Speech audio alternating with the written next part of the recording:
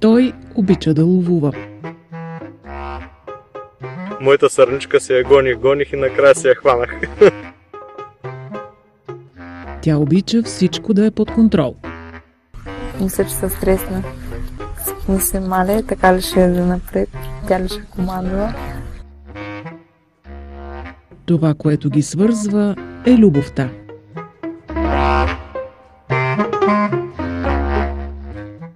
Но сега те предприемат нещо ново.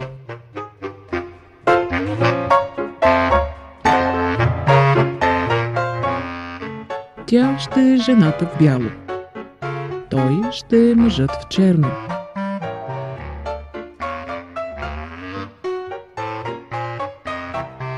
Във филма New Experience.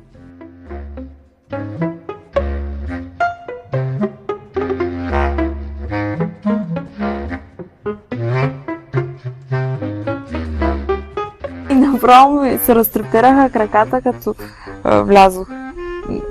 Все едно, че за една секунда мина всичко.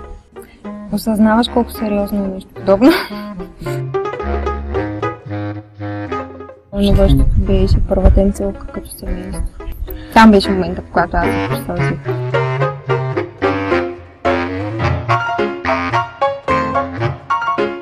И много съм щастлив, че ще сподели остатъка от живота ми и ще бъде до мен през цялото време.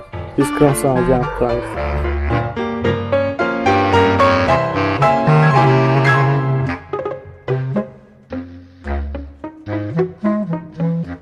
Щастлива ли си сега? Много. Щом ти си щастлива и ние покрай тебе.